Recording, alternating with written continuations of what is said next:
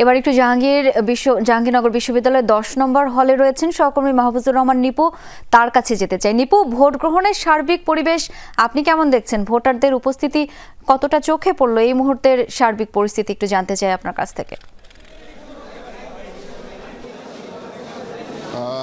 কিছুক্ষণ আগে 10 নম্বর হলে ছিলাম, এখন কিন্তু 10 নম্বর থেকে 21 নম্বর হলে এসেছি। এই 10 নম্বর আর 21 নম্বর হলের বেশ একই রকম চিত্র আমরা দেখেছি। যদি একটু দেখাতে চাই, এই 21 নম্বর হলের যে ভোটারদের দীর্ঘ লাইন কিন্তু আপনারা দেখতে পাচ্ছেন যে কিছুক্ষণ আগেও সকাল থেকেই এই লাইনটি কিন্তু আমরা দেখতে পেয়েছি।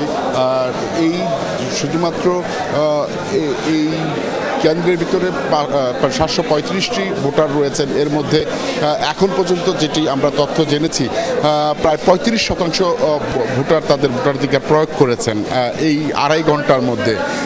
আমরা দেখেছি যে এখানে নতুন যারা ভোটার রয়েছেন তাদের সঙ্গে কথা বলেছি, তারা যেটা জানিয়েছেন যে 133 বছর পর হয়েছে, তাদের ভিতরে এখন ভোটারদের কাছে কিন্তু কোনো অভিযোগ এখন পর্যন্ত পায়নি। শুধুমাত্র একটি অভিযোগই রয়েছে 10 নম্বর হলের, সেটি হচ্ছে তারা আধা ঘন্টা পরে 40 মিনিট পরে তারা ভোট গ্রহণ শুরু করেছিল। এছাড়া কিন্তু এখন পর্যন্ত ভোটারদের কাছ থেকে তেমন অভিযোগ পায়নি। তবে প্রার্থীদের কাছ থেকে, যারা প্রার্থী পরিদর্শনে এসেছিল তাদের কাছ থেকে কিন্তু বেশ কিছু অভিযোগ আমরা পেয়েছি। তারা যেটা বলছিলেন যে কোনো হলে তারা বলতে চাচ্ছিলেন যে তারা যে ভোট দেওয়ার পর যে কালো মার্কার যে চিহ্ন দেওয়া, সেটি কিন্তু নাকি দিচ্ছে না।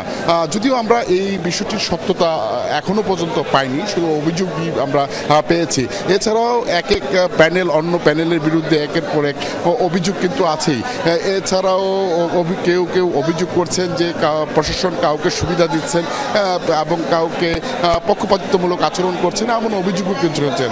আমরা যতটুকু জেনেছি কিছুক্ষণ নাগাদ এখানে একটি সংবাদ সম্মেলন হওয়ার কথা রয়েছে। আসলে সংবাদ সম্মেলন হওয়ার পরে কি হয় সেটা আপনার মাধ্যমে আমরা জানাতে পারবো।